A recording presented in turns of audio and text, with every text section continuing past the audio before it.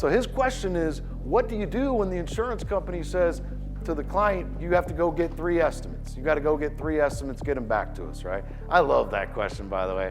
So in the paperwork that you guys have, that I gave you access to, if you don't have even the basic agreements, or even if you do have already solid contract paperwork, I have 2 contract agreements in there.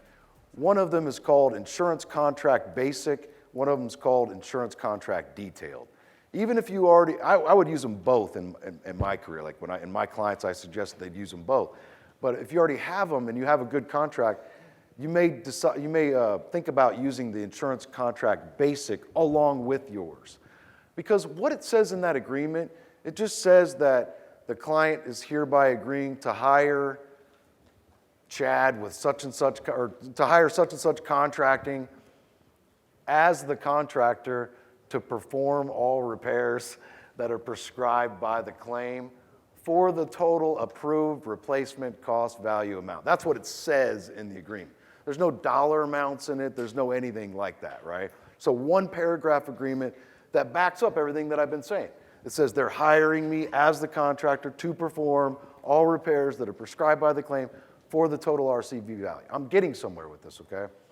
Anytime that I would ever execute one of these with a client, and I also have the more detailed version, which I would have them fill out, that goes over payment terms and how the payments are made, other things, mortgage company stuff, right? But I always do the basic and the detailed. Now I'll tell the client, this basic one, I'm going to send this to the insurance company right away. Let them know that we've been hired as the contractor, all right? Now, by the way, State Farm, which you could probably back this up, if you did that, they would release all the RCV up front, wouldn't they? If you produce it, yes. So if you had a signed agreement in place, a lot of insurance companies will go ahead and release the recoverable depreciation in the beginning. State Farm being one of those. So there's a lot of benefits to getting the signed agreement, right? But listen, every client has the right to hire the contractor of their choice, all right? And I'm hoping that I'm close enough to my attorney friend where he could tell me I'm full of it if I am. Do they have the right to hire the contractor of their choice? So if they go out and they try to get you to chase all these other estimates, that's because they're assuming that they haven't already hired a contractor. So the response to that is to hire the contractor, send them the agreement, and tell them, I'm not sending any other estimates. I could send you an estimate, but I've already hired my contractor. So I don't need to go get estimates from anybody else. That'll stop that right there. And I'm going to answer your question, but before I do, I'm glad for these questions. I want to follow up on this here to say that this is another fundamental thing that I want to pop off with today, early on. And we are going to take a break in a few.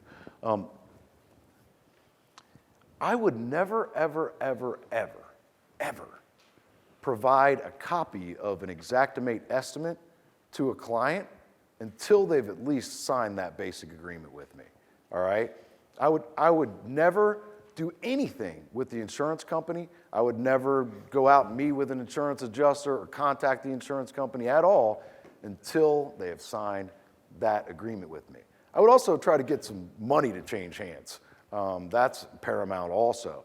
But once you've done that, and that's important, and if they already had an estimate in place from another adjuster and a payment's already been made, I think the best way too is to get all of the money off the table, every bit of it. So if there's a check, sign the check over to the contractor. That's the best way to deal with it, guys. Like as a contractor, I used to do ways where they put their money in their bank and they made payments. Once the money goes into their bank, it's like pulling teeth to get it from them. It is so much easier, and I can't believe it took me so long to figure this out, like years and years and years. It's so much easier to tell the client, as the checks arrive, you sign them over. And it's so easy to get them to do that, right? But I would never do anything until I was signed, all right? So there would be no talk with insurance adjusters. I realize a lot of times they're like, well, I'm going to let you come out and give me an estimate, but I need an estimate because everybody's knocking on my door and they don't want to give me an estimate. Like if that was required after all the education that I gave them, because I think it's just they're misunderstood. If that was required, then hey, I would hammer out an estimate real quick on my laptop and hand them my laptop and let them hold it and roll around on the floor with it for 4 hours if they want to, but I'm not giving them a copy of that Xactimate estimate, right? And I think where people mess up is they think, like the client thinks, I'm going to sign with you, but I need that estimate. because I'm agreeing to the estimate. They're not agreeing to the estimate. Not in my world, not my version. They're not agreeing to the estimate. The estimate is not part of the contract, all right? The contract is that they are hiring me as their contractor to perform all repairs that are prescribed by the claim for the total approved RCV. So the day they hire me, if the value is zero, like they have no approval in place yet, then the value of the contract is zero. If an adjuster comes out and applies coverage and they make payment and they issue an estimate for $10,000, the value of that contract now becomes $10,000. If I do a supplement and I get it up to $30,000, the value becomes $30,000. I don't need to go out and execute any more contract paperwork with them. It's just a formula.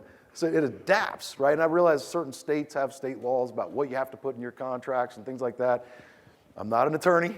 I made that clear, right? But I just think that too many people are falling into that trap where you think this estimate is not what they're agreeing to. The estimate is nothing more than a tool that we utilize which unlocks the appropriate value of the contract amount.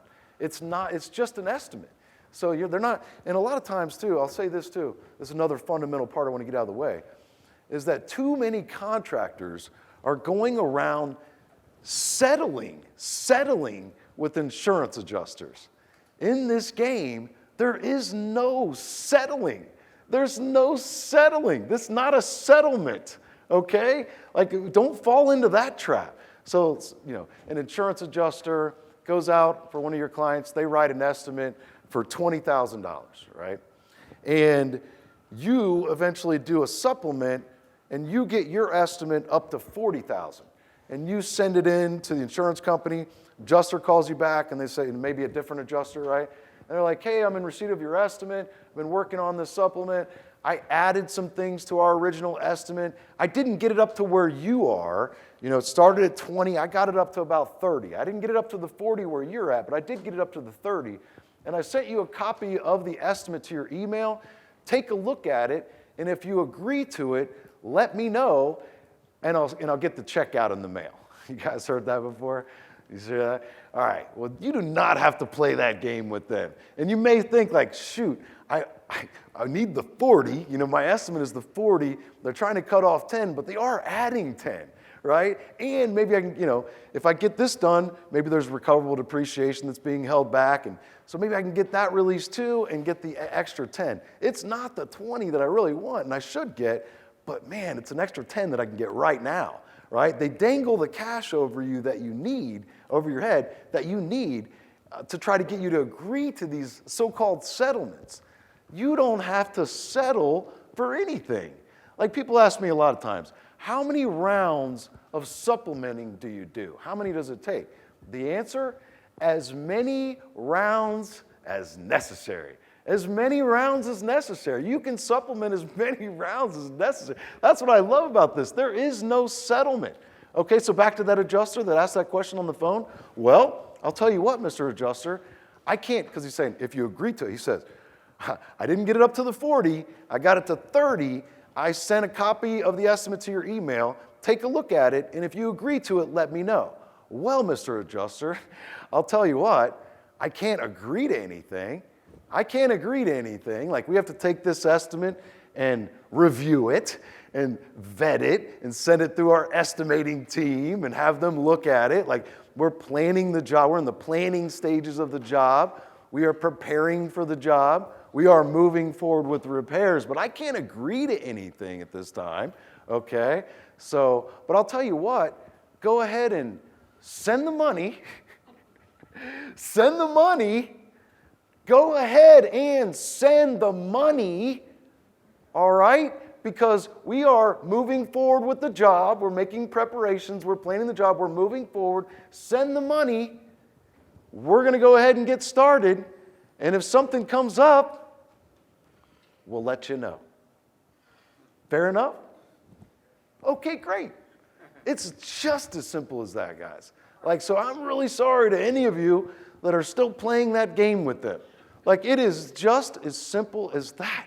Like, we agree that you owe us at least this amount of money, right? I mean, think about the adjuster who inspects the property with your client and is walking around with your client, right? And you're there and you're doing the walkthrough and they approve the roof, they approve a couple other things, and you get to the end You're standing by the front door in the foyer, and the adjuster's explaining things to the client. They're like, yeah, so we're going to buy the new roof. We're going to get you a check for this, for that. And it looks like Chad here is going to be your contractor. If something comes up during the job, Chad here will let us know, and we'll open up what's called a supplement.